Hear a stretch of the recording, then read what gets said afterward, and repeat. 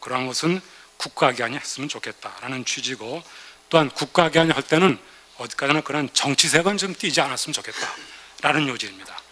또 하나는 그 북한 자체의 헌법과 형법을 아주 자세히 소개하면서 북한인권법 제정에 반대하는 사람들은 북한인권법을 제정하면은 북한과의 그 경색을 가져온다고 그러지만은, 우리가 주장하는 것은 북한 자체의 자기네들이 가지고 있는 제도 자체에 충실해라, 이러한 측면도 있기 때문에 그 반박은 타당치가 않고, 또한 이 북한인권법을 추진하는 분들은 유념할 부분이 항상 그 정치색을 좀 배제했으면 좋겠다라는 것이 아마 요약인 것 같습니다.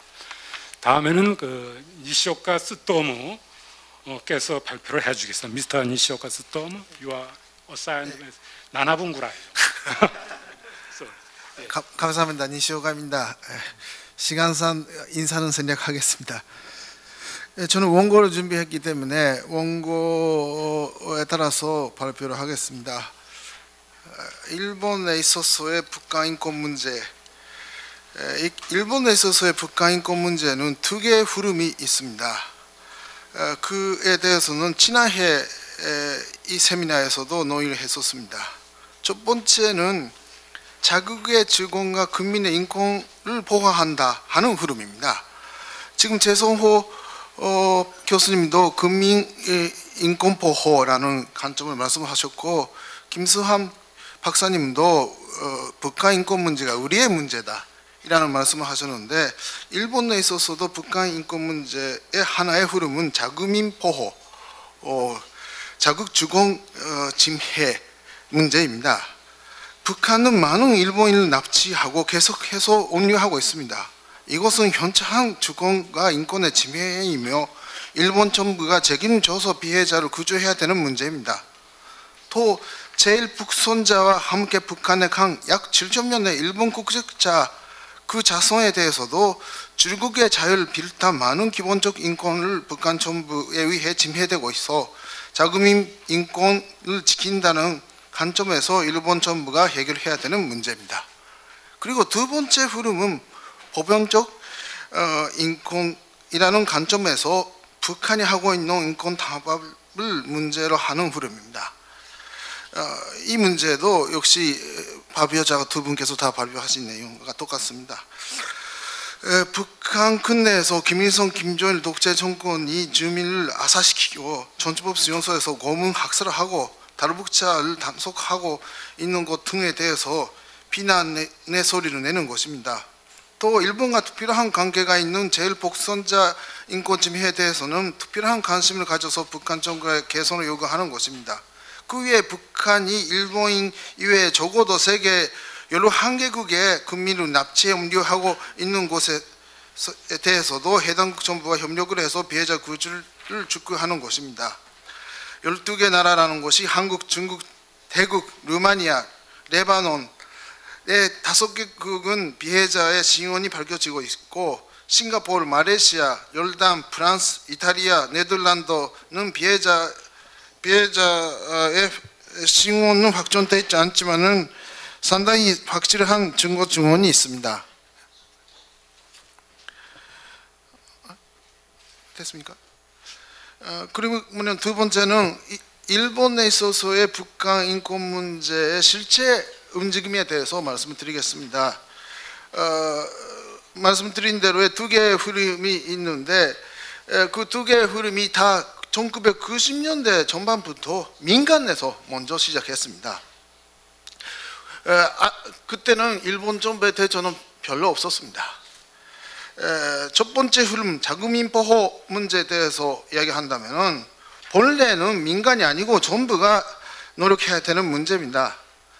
그러나 북한과 국교가 없는 상태로 교섭 채널이 없었던 것도 있고, 일본 정부님들은 보편적인 인권 문제에 대해서 적극적으로 해주셨고, 그런 흐름으로서 자유주간 행사에는 민주당에서는 꼭 대표가 옵니다. 이번에 두 분이 오신 것도 자민당 쪽에서 오늘 오시지 않았지만은 보편적인 인권 문제에 대해서는 우리 여당 민주당이 앞장서 있다고 제가 말씀드리겠습니다. 그리고 자민당은 자국민 보호 납치 문제에 대해서는 열심히, 물론 민주당에서도 열심히 해주는 분도 있습니다만 그런 양적 차이가 좀 있습니다. 그런데 그런 두 흐름이 합류가 되어서 일본에서 2006년도에 일본판 인권법이 만들어졌습니다. 이 인권법 제1조에는 이렇게 명기되어 있습니다. 이렇게 길으니까 읽어주세요. 시간 관계로 다 읽지 않겠습니다. 그런데 이 법률의 특징은 납치 문제를 비롯한 북한 인권 문제를 해결하기 위해서는 북한에 대한 제재 발동이 필요하다, 압력이 필요하다 이라는 기본적 관점을 가지고 있다는 점입니다. 자국민 보호, 자국 주권 침해인 납치 문제를 안고 있는 일본으로서는 양보할 수 없는 관점입니다. 그리고 일본도 90년대에는 인도적 지원을 했었습니다.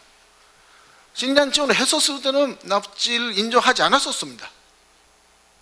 고이즈미 정권은 인도적 지원을 준다 했습니다. 납치 문제가 해결되지 않으면은 지원도 할 수 없고 또 국교 정상화합 회담도 할 수 없다고 했더니 납치를 인정했습니다. 그런 경험도 있고 해서 우리 법은 그렇게 되어 있습니다. 따라서 미국 법에도 한국 법에도 포함되어 있는 인도적 지원 조항이 일본 법에는 없습니다.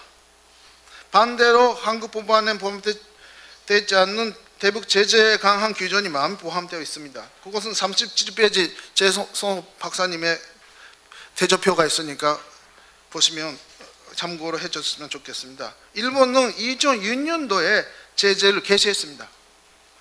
그런데 그 2년 후 2008년도에 북한 쪽에서 납치 문제에 대해서 협상하자고 해왔었습니다. 아까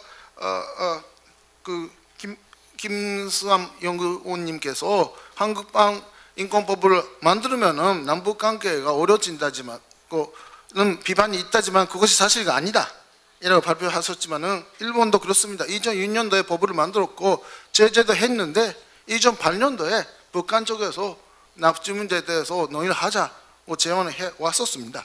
그것이 사실입니다. 그런데 일본 법에는 좀 하나의 약점이 있습니다.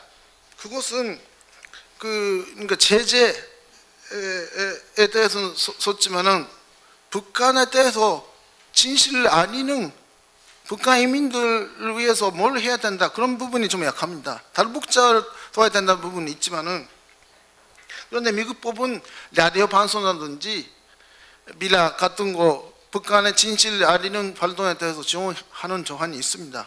그런 부분이 일본 법에 좀 약하다고 봅니다. 그런 관점에서 우리 민간에서는 일본 민간 단체도 대북 라디오를 하고 있고 저희는 자유북한 방송을 도와드리고 있고 또 일본 민간 단체도 대북 비라에 참가하고 있습니다. 그리고 일본 정부도 지금 대북 방송을 하고 있습니다.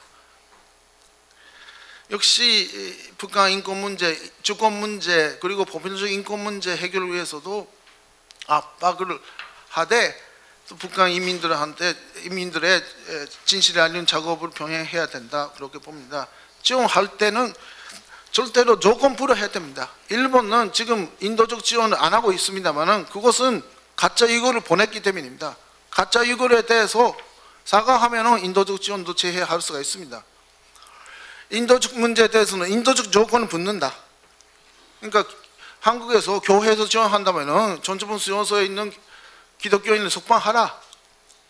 한국 사람을 만났다는 이유로 그 이유만으로 전주분 수용소에 있는 사람을 속방하면은 한국 정부가 지원해주겠다. 그런 조건부 지원이 필요하다고 저는 봅니다. 이상입니다. 예, 감사합니다. 이렇게 아주 일본인이시면서도 이렇게 유창하게 한국말로 알아듣기 쉽게 설명을 하셨기 때문에 부연 설명의 여지가 없는 것 같습니다.